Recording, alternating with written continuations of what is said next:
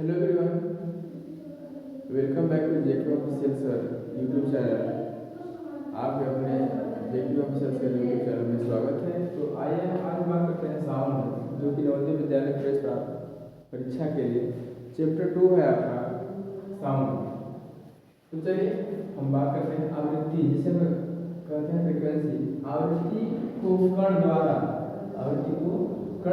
1 second में किए गए कंपनों की संख्या द्वारा परिभाषित किया जा सकता है। इसका जो एसआई मात्रक है वो हर्ट्ज होता है और इसे स्मॉल एफ से प्रदर्शित करते हैं।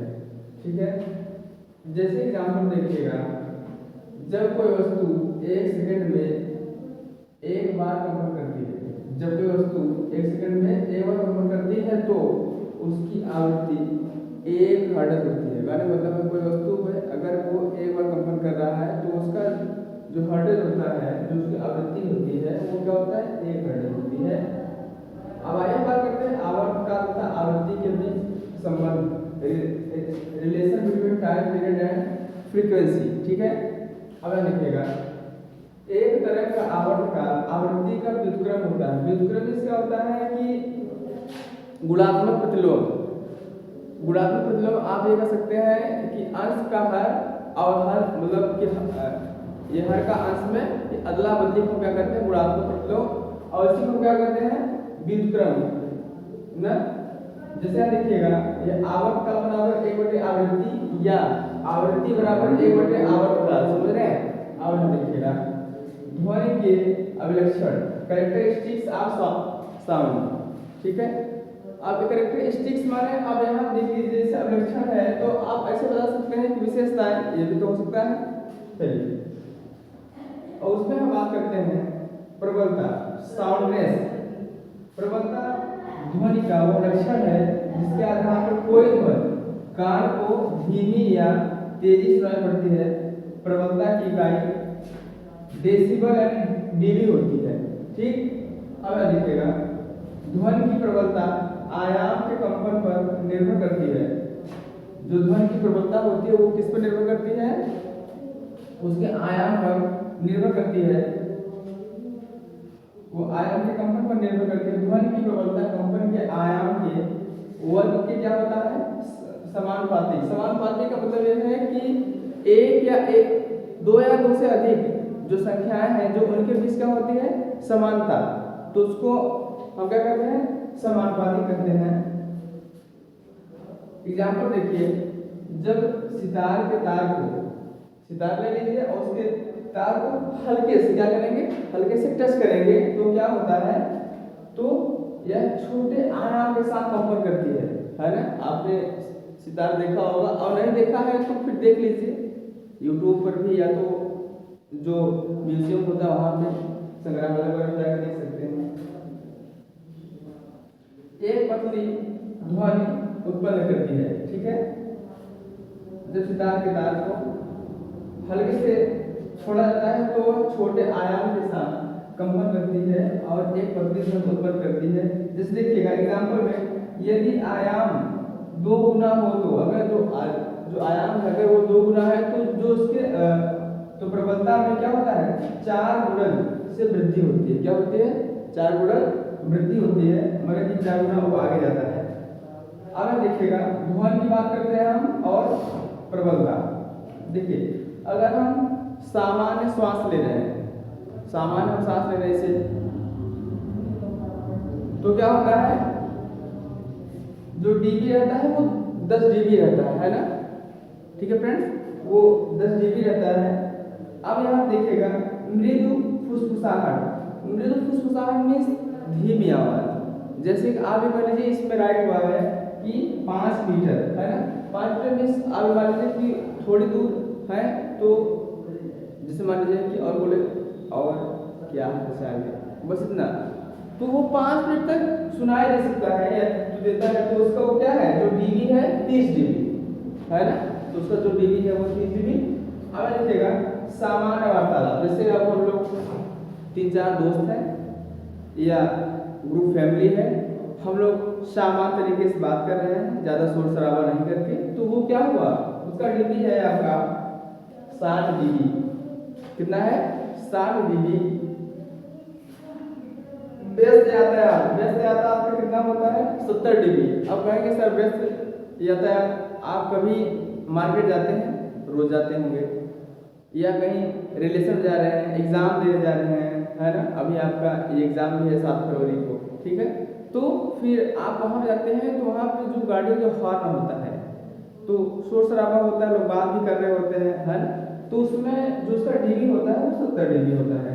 अब यहाँ देखिएगा जो औसत उद्योग के मीन्स जो कंपनियां जो कारखाने हैं, है ना, तो उसका जो डीबी होता है वो कितना होता है 80 dB।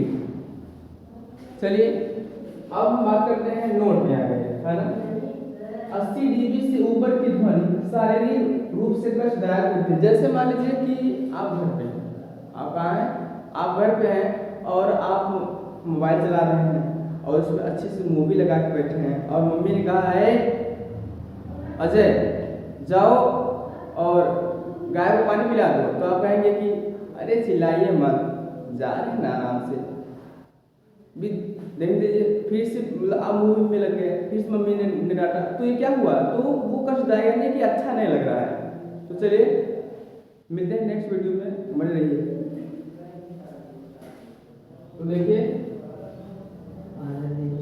तारक तो जो है जो पिच है आपका, ठीक है। अब हम उसके बारे में बात करते हैं। तारक ध्वनि का वह गुण है जिससे ध्वनि का मोटा या पतला होना ज्ञात होता है। यदि आप बोल रहे हैं, जैसे हम बोल रहे हैं या आप बोल रहे हैं, तो मोटा या पतला होना ये किसकी वजह से हो रहा है भैया, तारक की वजह से, ठीक है ना। अब यह देखिएगा पुरुषों की आवाज़ की अपेक्षा स्त्रियों की जो आवाज़ होती है वो क्या होती है, पतली, अर्थात उच्च तारक की होती है, ठीक है ना। जो स्त्रियों का आवाज़ होता है वो क्या होता है, उच्च तारक की वजह से ही वो क्या होता है, पतला होता है, और जो पुरुषों की आवाज़ होती है वो क्या होती है, मोटी। जैसे जैसे जैसे ध्वनि स्रोत की आवृत्ति बढ़ती जाती है वैसे वैसे जो उत्पन्न ध्वनि का तारक है वो क्या होता है, बढ़ता है। मच्छर की भिनभिनाहट से शेर की दहाड़ की आवृत्ति बहुत कम होती है। जो मच्छर की जो भिनभिनाहट से भिन्न भिन्न भिन्न भिन्न जो होते हैं वो क्या होते हैं, शेर दहाड़ता है, तो वो क्या होता है कि उसकी जो तारक होता है वो जो शेर का तारक जो होता है वो मच्छर की अपेक्षा कम होता है और मच्छर का ज़्यादा, क्योंकि भिन भिन भिन भिन वो थोड़ा पतला आवाज होता है, ठीक है। अब यहाँ देखिए आवाज बात करते हैं गुणता। ध्वनि का वो लक्षण जिसके आधार पर दो ध्वनियों के बीच अंतर स्पष्ट किया जा सकता है गुणता कहलाता है, ठीक है ना। जैसे मान लीजिए कि कोई दूसरा लड़का है और आप ठीक बोल रहे हैं तो उसके जो ध्वनि है उसमें डिफरेंट मिलाया जा रहा है, तो उसको हम क्या करते हैं, उसी तो गुणता की बात करते हैं, ठीक है। बीच के अंदर गायक द्वारा उत्पन्न विभिन्न ध्वनियों में गुणता के आधार पर विभेद किया जा सकता है। जो गायक है वो कैसा गा रहा है उसकी वो तारकता का पता चलता है, ठीक। श्रव्यता की परिसीमा रेंज ऑफ हियरिंग, जिसे हम क्या कहते हैं, रेंज ऑफ हियरिंग, श्रव्यता की परिसीमा। पहला, अब इसमें देखिएगा पॉइंट, जो श्रव्यता की परिसीमा है इसमें 3 टाइप होते हैं। पहला क्या हो गया आपका श्रव्य तरंगे, दूसरा आपका हो गया अवश्रव्य तरंगे, तीसरा आपका हो गया पराश्रव्य तरंगे, ठीक है। तो हम बात करते हैं श्रव्य तरंगे। श्रव्य तरंगे में क्या है, इसकी जो अंग्रेजी है ऑडिएबल साउंड वेव्स, ठीक है। देखिएगा वे ध्वनि तरंगे जिनकी आवृत्ति 20 हर्ट्ज से 20,000 हर्ट्ज परास की होती है श्रव्य तरंगे कहलाती है। श्रव्य तरंगे अब देखिएगा ये तरंगे मानव कर्ण के लिए संवेदनशील होती हैं। अच्छा 20 से 20 हर्ट्ज से 20,000 जो हर्ट्ज होता है ये मानव के लिए क्या होते हैं, संवेदनशील होते हैं, ठीक है। अब देखिएगा अब श्रव्य तरंगे हम देखेंगे इंफ्रासोनिक या इनऑडिबल वेव्स। अब इसके हम बारे में बात करते हैं। वे ध्वनि तरंगें जिनकी आवृत्ति न्यूनतम, न्यूनतम माने क्या होता है, कम से कम, न्यूनतम परास 20 हर्ट्ज से कम होती है ना, 20 से अधिक नहीं, 20 से क्या होते हैं, कम होती है। अब यह देखिएगा, अवस्रव तरंगें कहलाती हैं। ये तरंगें उच्च तीव्रता के भूकंप, जैसे मान लीजिए कि भूकंप का आना, ठीक है, ज्वालामुखी उद्गम हो रहा है, तब ये क्या हो रहा है, इसका जो हर्ट्ज होता है 20 से कम है।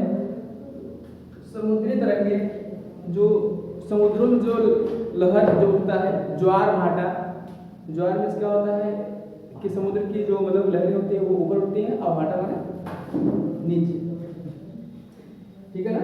अब ये देखिएगा, समुद्र तरंगें एवं हाथियों और हुए द्वारा उत्पन्न होती है, ठीक है ना, ये हाथियों और हुए द्वारा क्या होती है, उत्पन्न होती है। अब देखिएगा, पराश्रव तरंगें, अल्ट्रासाउंड वेव्स, वे तरंगें जिनकी आवृत्ति, वे तरंगें जिनकी आवृत्ति श्रव्य तरंगों की उच्चतम आवृत्ति 20,000 क्या है आपका, 20,000 हर्ट्ज से अधिक होती है, ठीक है ना। इसको हम क्या कहते हैं, पराश्रव तरंगें, है ना, 20,000 ये हर्ट्ज से अधिक होती हैं, पराश्रव तरंगें कहलाती हैं।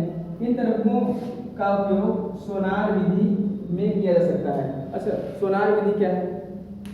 सोनार विधि जैसे पनडुब्बी का ये पता लगाने के लिए, समुद्र की गहराई को मापने के लिए, ठीक है, और मछली को पकड़ने के लिए। और ये क्या करता है, अब इसका जो विधि है ये कैसे काम करती है कि